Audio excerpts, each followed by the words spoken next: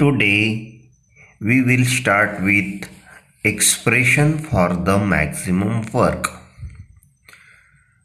Here there are two conditions for getting maximum work. First condition is process must be isothermal and second condition is process must be reversible. Let's see its derivation.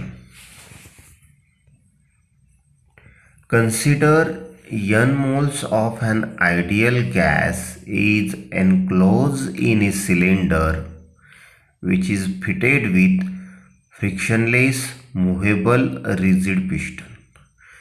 विद्यार्थी मित्रांनो, n मोल हा gas इतक्या अमाऊंटचा gas आपण सिलेंडरमध्ये एन्क्लोज केला आहे. Cylinder हा फिट केलेला आहे पिस्टनच्या साह्याने.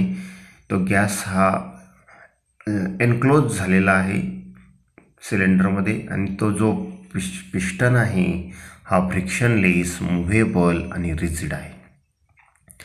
The gas is expands isothermally and reversibly from V1 to V2 at temperature T. म्हणजे सेकंड पॉईंटचा आपण असा अर्थ घेऊ शकतो की हा जो गॅस एक्सपांड होतोय म्हणजे एक्सपान्शन वर्क ऑफ एक्सपान्शन जे आहे त्या ह्या दोन कंडिशनला घडून आलेला आहे. पहिली कंडिशन म्हणजे आयसोथर्मली ती प्रोसेस कॅरीड आऊट झालेली आहे आणि रिव्हर्सिबली ती प्रोसेस म्हणजे होत आहे. आयसोथर्मल आणि रिव्हर्सिबल ह्या दोन काय आहेत आपण सुरुवातीलाच बघितलं या स्लाइडच्याच. There are two conditions for getting maximum work. आपण म्हणले first the process must be isothermal and reversible. Second reversible ही सेकंड कंडिशन आहे. मग ह्यामध्ये गॅस एक्सपांड होताना तो तर ह्या कंडिशन आपण इथं कन्सिडर केल्याच आहे. व्हॉल्यूम जे चेंज झालं आहे एक्सपांड म्हणजे व्हॉल्यूम इन्क्रीज झालं इथे V1 to V2 at temperature T म्हणजे टेम्परेचर फिक्स आहे. The expansion takes place in number of steps. This is our third point. The expansion takes place in a number of step. म्हणजे इथं ह्या डायग्राममध्ये step 1मध्ये तो volume जो आहे V1 to V2 हा चेंज झालेला तो आपण इथं क्लिअरली आपण बघतोय दिसतंय ह्या डायग्राममध्ये. त्यानंतर सेकंड रिव्हर्सिबल एक्सपान्शनच्या फिगरमध्ये सेकंडमध्ये पण DV इतका चेंज आपण व्हॉल्यूममध्ये झालेला दिसतोय. नंतर स्टेप नंबर 3मध्ये पण ग्रॅज्युअली इन्क्रीज झालेला व्हॉल्यूम आपल्याला इथे दिसून येतोय.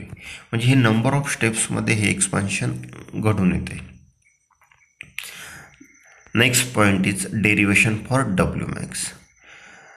The small quantity of work done is dW is equal to minus P external into dV. This is our first equation.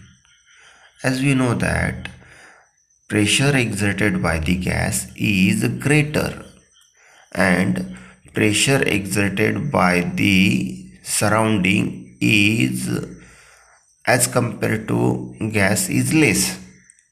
Pressure exerted by the gas is higher and here pressure exerted by the surrounding, there is a small difference in between these two pressure.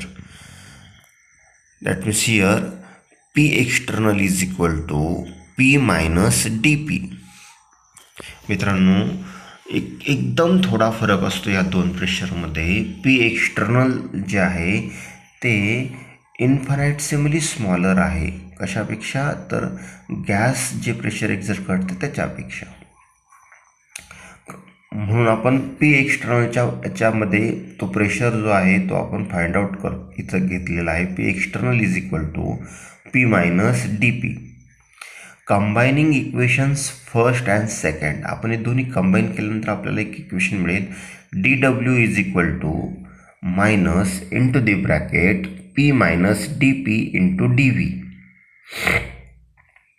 Next point is dW is equal to P minus P dV plus D P into D V. आपण इथं D P आणि D व्हीचा product neglect करणार आहोत, कारण त्याची value फार small असल्या कारणाने आपण तर निग्लेक्ट केल्यानंतर इक्वेशन आपल्याला नंबर 3 असं मिळतं, D W is equal to minus P into D V.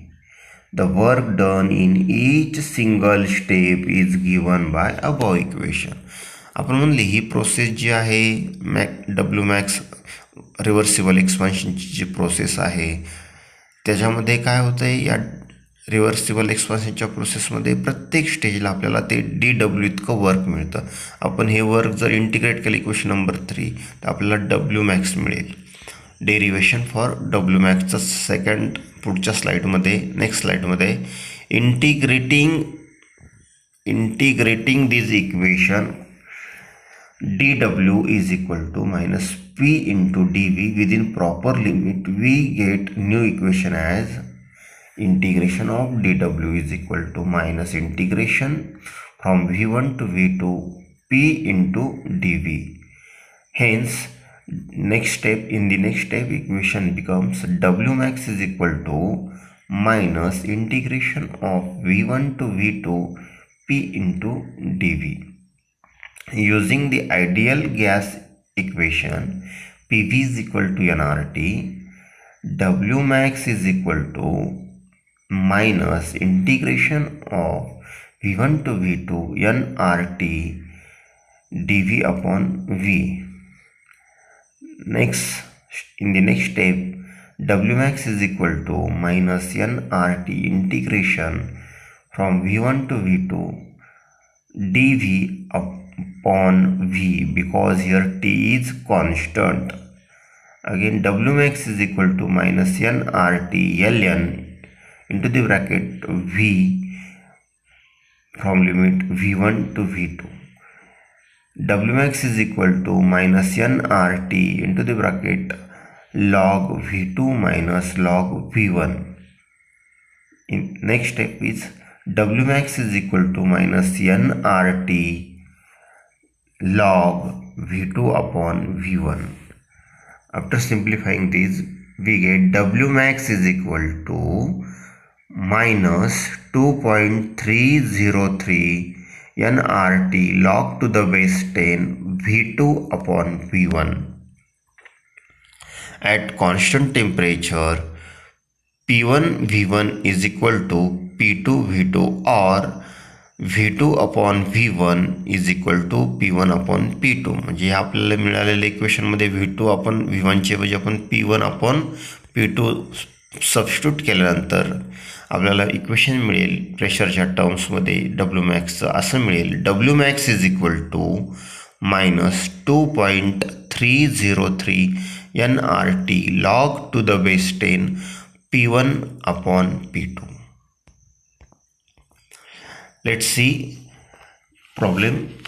2 moles of an ideal gas are expanded isothermally and reversibly from 20 liter to 30 liter at 300 Kelvin. Calculate the work done. The value of R is given. R is equal to 8.314 joule per Kelvin per mole. Answer solution. इथं आपण formula जो वापरणार आहे विद्यार्थी मित्रांनो तो W max is equal to minus 2.303 nRT log to the base 10 V2 upon V1. कारण process ही जी आहे एक्सपान्शनची रिव्हर्सिबल एक्सपान्शन आहे ही या रिव्हर्सिबल एक्सपान्शनच्या वर्कमध्ये आयसोथर्मल आणि रिव्हर्सिबल कंडिशन आपल्याला प्रॉब्लेमच्या स्टेटमेंटमध्ये दिसते, म्हणून आपण डब्ल्यू मॅक्सचा फॉर्म्युला यूज करायचा. यांची व्हॅल्यू 2 दिलेली, 2 moles. Amount of ideal gas किती आहे 2 मोल. टी टेम्परेचर आहे 300 केल्विन. इनिशियल व्हॉल्यूम आहे 20 लिटर. एक्सपान्शन होते म्हणजे V2 हायर असणार. V2ची व्हॅल्यू ती हायर व्हॅल्यू अशी V2 is equal to 30 litre. R constant असतो, गॅस कॉन्स्टंट, त्याची व्हॅल्यू आहे 8.314 जूल पर केल्विन पर मोल. एवढ्या व्हॅल्यू आपण सगळ्या सबस्टिट्यूट केल्यानंतर आपण या फॉर्म्युल्यामध्ये Wmax is equal to -2.303 multiply by 2 multiply by 8.314 multiply by 300 multiply by log to the base 10 30 divided by 20 and log 30 divided by 20 याचं सिम्प्लिफिकेशन इन 0.1761 म्हणजेच आपल्याला Wmax is equal to -2.303 multiply by 2 multiply by 8.314 multiply by 300 multiply by 0.1761 आणि शेवटच्या स्टेपमध्ये हे सगळं simplify केल्यानंतर Wmax is equal to -2.023 kilo joule एवढं वर्क आपल्याला इथे ऑब्टेन होईल.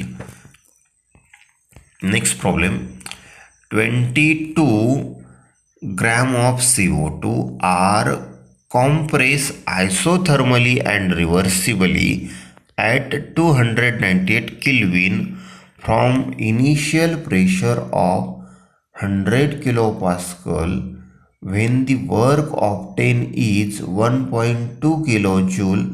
Find the final pressure. आपल्याला फायनल प्रेशर फाइंड करण्यासाठी दिलेल्या व्हॅल्यू अशा आहेत.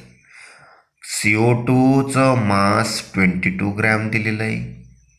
आता इथं वर्क ऑफ कॉम्प्रेशन घडून येतं आहे, पण कंडिशन आयसोथर्मल आणि रिव्हर्सिबल असल्यामुळे आपल्याला इथं क्लिअरली इंडिकेट होतं फॉर्म्युला वापरायचा आहे Wmax is equal to -2.303 NRT log to the base 10 P1 upon P2.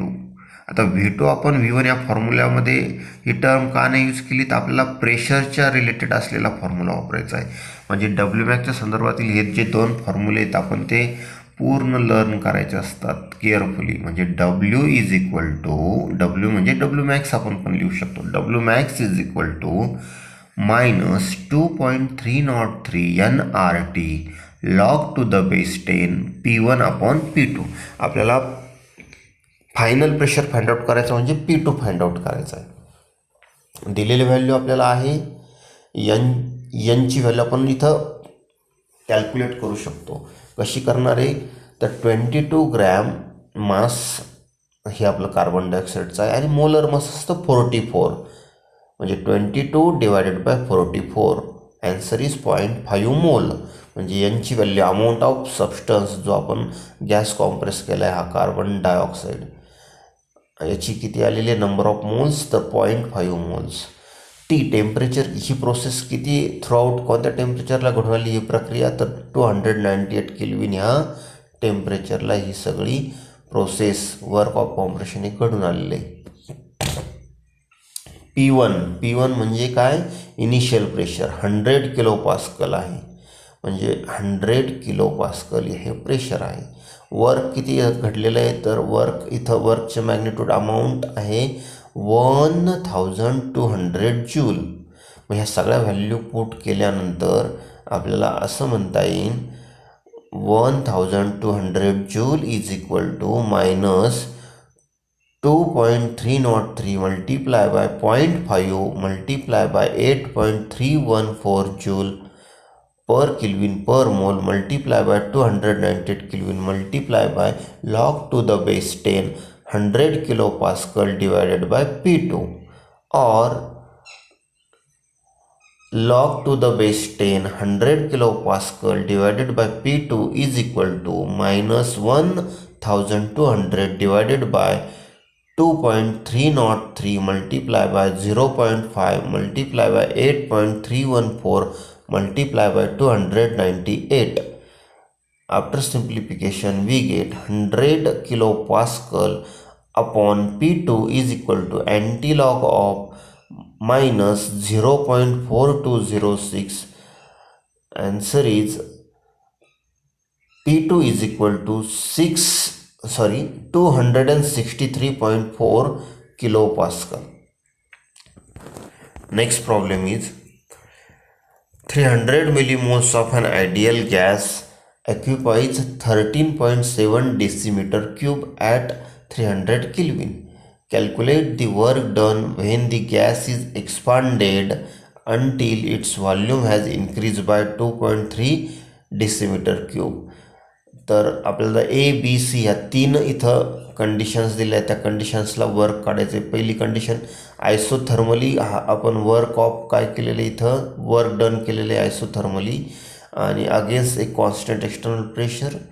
बी केसमध्ये आयसोथर्मली अँड रिव्हर्सिबली ही प्रोसेस कॅरीड आउट झाली आणि सी इन व्हॅक्यूममध्ये हे वर्क डन आपल्याला असाइन करायचं आहे. तर पहिल्यांदा आपण बघूया फॉर्म्युला. ए कंडिशनसाठी काय आहे at constant external pressure.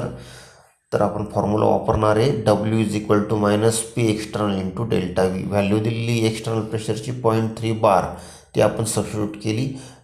Change in volume तो आहे डेल्टा व्ही किती येतो 2.3 डेसिमीटर क्यूबनी व्हॉल्यूम काय झालं आहे इन्क्रीज झालं आहे म्हणजे वर्क ऑफ एक्सपान्शन आहे ते. सगळं हे कॅल्क्युलेशन्स केल्यानंतर आपल्याला डब्ल्यूची व्हॅल्यू मिळालेली -69 जूल. नंतर बी प्रोसेस ही आपण काय झालेली कॅरीड आउट ही आयसोथर्मली आणि रिव्हर्सिबली हे एक्सपान्शन झालेलं आहे.